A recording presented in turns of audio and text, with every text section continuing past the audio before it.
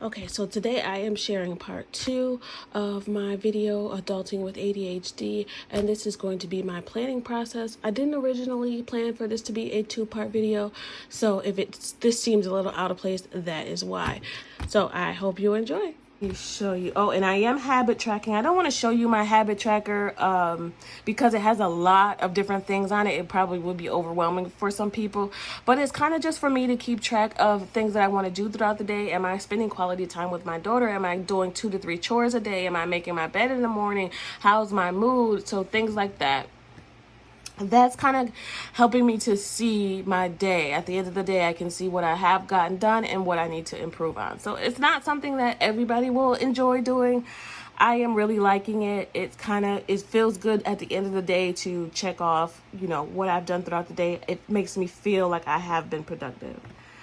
So this is my spreadsheet for October. I did one also for September. This was the first one that I did in my new classic happy planner, so I am loving the happy planner so far. This is the teacher version.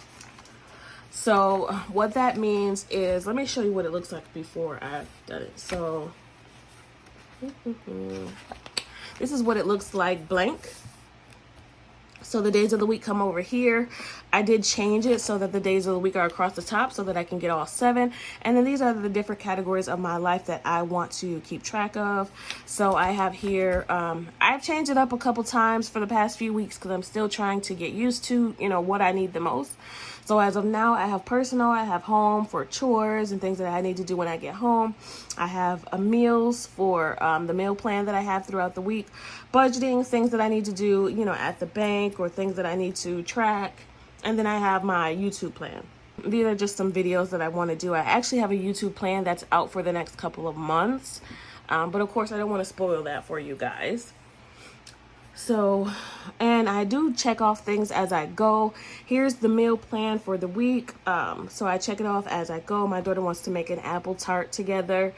So we'll do that. Loaded nachos. This is just a loaded salad that we'll make. Kind of have something healthy throughout the week as well. Try to get some salads and veggies in with every meal if possible. Another thing that I did is I'll show you the meal plan. Every day kind of has its own theme. So a few days a week, I think there's 4 days a week I make dinner. There's another 2 days where it's an easy dinner or a leftover dinner. And then there's Fridays are FFF. Those are my Fend for Yourself Fridays. You guys know I love to make letters, or what is that called? Anyway, you guys know I like to use words with the same letter. I don't even know what it is. I just think it's fun. So like I do my pre-payday preps. This is my Fend for Yourself Friday. I just have fun things like that I like to do. I don't know why. I can't explain it. It's just something that I do that's fun.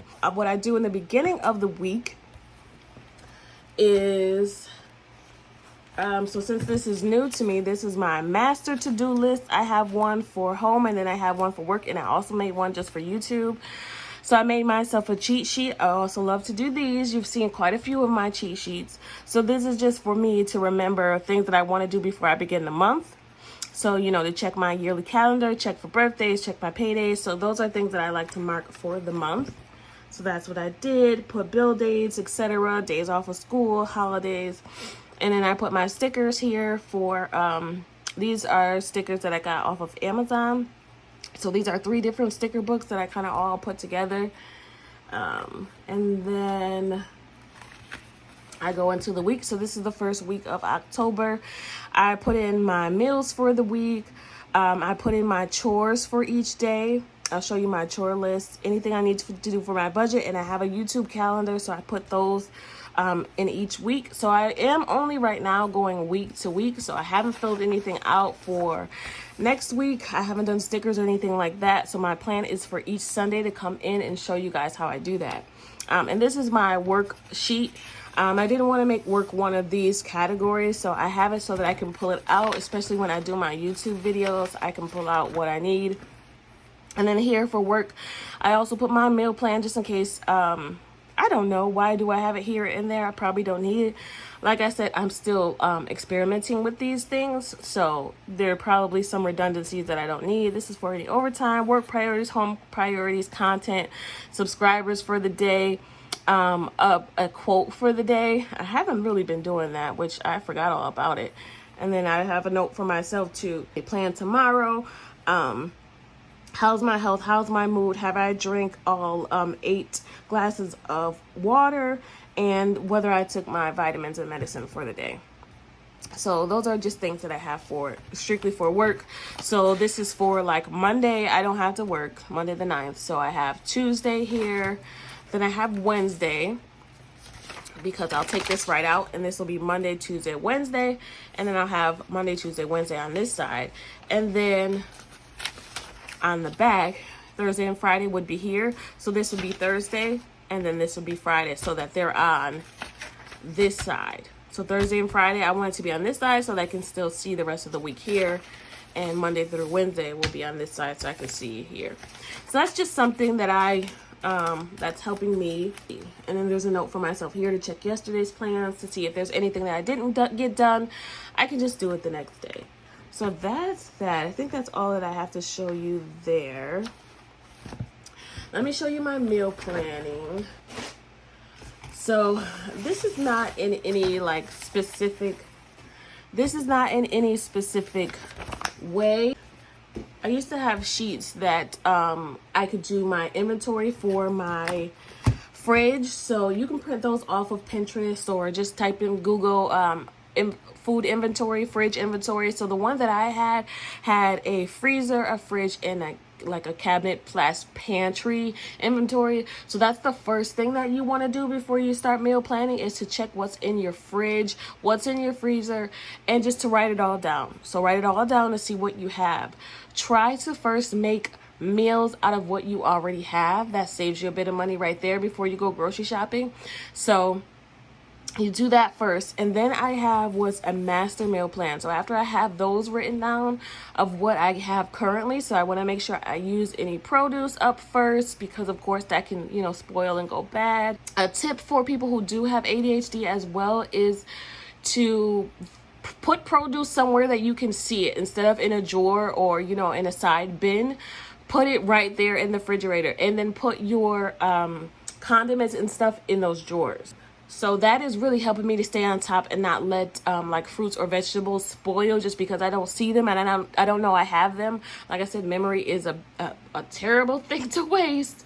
But when you do struggle with those kind of things, or if you're overwhelmed, sometimes you forget what you have, and then you've wasted the money because you didn't use it before it spoiled. So that's a tip that I learned as well. Learn as much as you can about the things that you're going through from people that have gone through it, from your doctor, from whoever, because there are ways to deal with it, successfully and efficiently. All right, anyway, so this is like a running list. It's kind of a master meal plan, things that I can pull off if I have no idea what I want to make. This, I just started creating easy dinners, things that I want to make that, for those leftover days. And then I have Sunday dinners that might take a little bit longer to make. We like to make those together on Sundays. So when I do that, I can also, next step I would do is to pull out some of these that I want to make. And that's a running list, like I said. So I'll show you this September one. So that one, I add to it whenever I think of it. I keep this little sheet. I got this from the Dollar Tree. So I keep this in my, here's October meals. So I've only so far gotten through half of February. What? Bro, what are you talking about? So you'll see that I created those days of the week, like I said. So Sundays, I make Sunday dinner. Me and my daughter make those together. Monday is either leftovers or something easy. Then I make dinner on Tuesday. Next day is leftovers or something easy.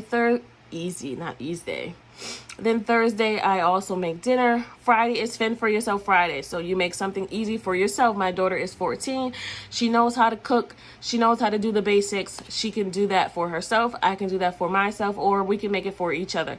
Just something simple. Or, even if that might be the day we go out and we eat out or we, you know, grab some fast food or something. But that's, you figure it out for yourself. Figure it out for yourself, fend for yourself, whatever. Fend for yourself Friday.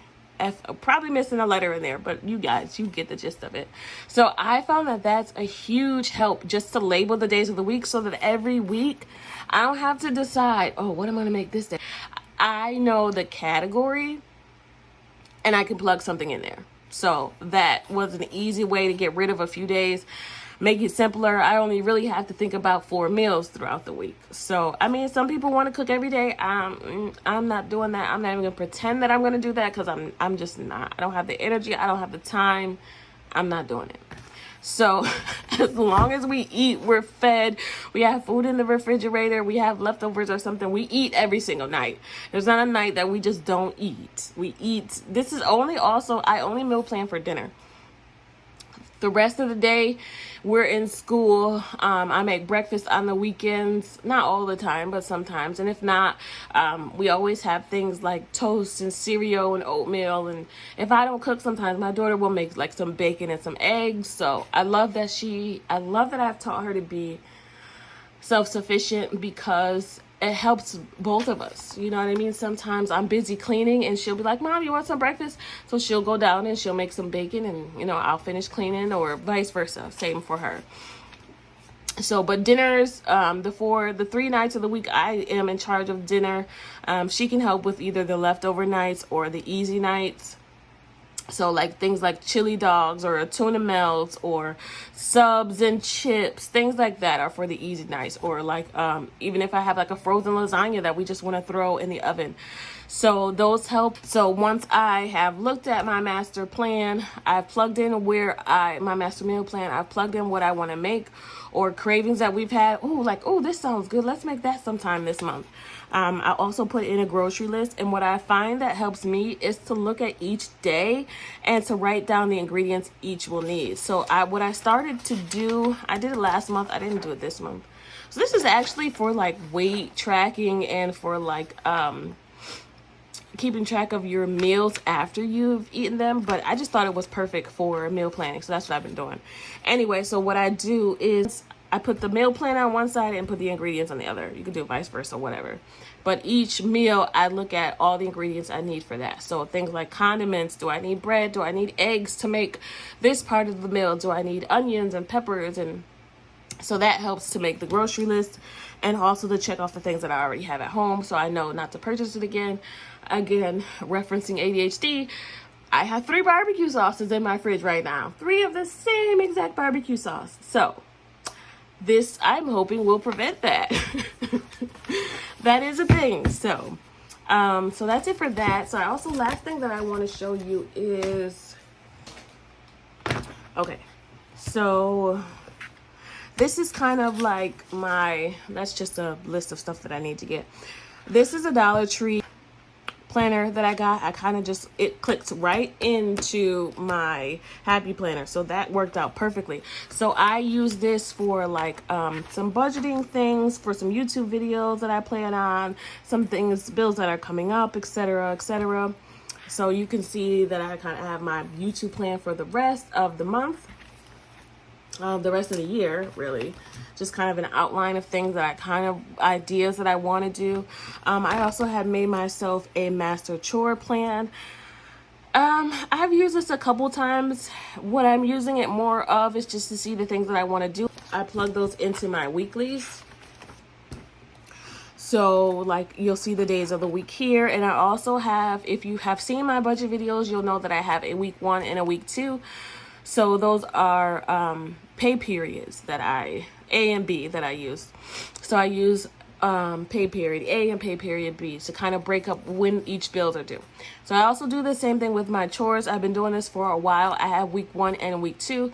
So week 1, I always label that as the week that I get paid. So I know that one of the chores I have to do that week is to do the groceries, maybe clean out the fridge. And then I have it based on also alternating chores. So one day it's my turn to mow the lawn. One day it's her, the next week it's hers. So, and then these hard things are things that we either do together or that we both need to do. So Sunday we're cooking dinner together. We're both changing our sheets on Sundays. We're both, cleaning up our bedroom, a deep clean. We're both preparing our clothes for the week. So on Sundays, we take out each of the outfits for the 5 days of the week. I go to work 3 days a week. I mean, I work 5 days a week, but I go into the office 3 days a week. So I will usually sometimes only do 3 to 5 outfits. If I have somewhere planned after work to go, I'll take that out as well. If I want to come home, shower, and change, whatever. But as long as you have like 3 to 5 outfits, or we have 3 to 5 outfits laid out, it just makes it a lot easier. It's always better to have 5 to me, because if I don't need one, I just put it back in the closet. So anyway, I just wanted to show you that chore list. So this might be helpful for you as well. I just listed all the kind of chores that I want to do, and then I plugged in what days. I tried to do it strategically. Like if I have to mow the lawn, I'm probably not going to want to mop the house the same day, because I'm not trying to be one of those people who thinks that I can do it all, because maybe some people can. Probably a lot of people can. Me, I'm not. And I'm going to lose motivation by trying to do too much. And then I'll just get to the point where I'm just not going to do none of it. So, excuse my voice. I am sick today, unfortunately. So that's it. And I also put YouTube down here, the days that I want to record, etc., etc. So that's it. I did say that I was going to go over what I thought about the Budget Mom book. I just don't know. I learned a lot of what I do for my budgeting from the Budget Mom, besides the things that I have been doing for years, as far as budgeting by paycheck, etc., etc. So mostly about expense tracking I've learned from the Budget Mom. So I read it. I started it on the 15th of September and I finished it on the 21st. So that's what I'm doing now. I'm writing down the date that I get the book. I got this from the library. I did not purchase it because, we're being frugal over here. So it's by Kamiko Love. And like I said, go ahead and watch her videos. They're very informative. But a few things that I did write down that I learned from it. One of her chapters says or explained that it's not about depriving yourself with the budget. It's more about being thoughtful on your investments. So the things that you're spending money on, just make sure you're paying attention to what you're spending your money on, and make sure that you're not doing it frivolously. Make sure that it's, in line with your goals. Okay, know your why. She's big on that. So knowing why you're on a budget, what specifically is your goal to get out of budgeting. So that's different for everybody individually. It could be because of your kids, because you want to get out of debt, because you want to save for a house, etc. That was one other thing. Be honest about the emotional causes for spending. So get to know yourself. Be specific about why you're overspending. So for me, when I sat down and I read the book, it made me really think about my goals and about why am I spending, where am I spending too much. So for me, sometimes it's eating out. Sometimes it's just like, I don't feel like cooking. So I go out and I buy something. And it's also not planning, not taking something out of the freezer. So that's why the meal planning will help with that. So that's definitely something I had to stop and think about. So the book was really good for me to kind of really sit down and think about what I'm doing. Identifying your priorities, your short-term goals. So for me, this was a big thing that the book helped me to do, is focus on what are my real goals. I want to save money. Yeah, but for what? What do I want to pay off first? So for me, she was saying how, short-term goals are 1 to 3 years, medium-term goals are 3 to 7, long-term are 7 to 10 years. So like examples are paying off your credit card in the next 1 to 3 years, saving for college or for a house in the next 3 to 7 years. And she said for your 7 to 10 long-term goals, be ambitious, aim for the stars, like make it something huge, even if, be kind of ridiculous as far as what your goal might be, because who knows? Shoot for the stars, aim high. And I will make a video going over my exact personal goals for these short and long term. Saving for multiple goals is necessary. So this was a huge thing for me to, because I was kind of confused about, I have all these binders and I'm saving for all these things. Is this really necessary? And she was saying, yeah, because life comes in waves. I mean, things just happen out of nowhere when we least expect it. So if you're only saving for one thing, what happens when something else comes up?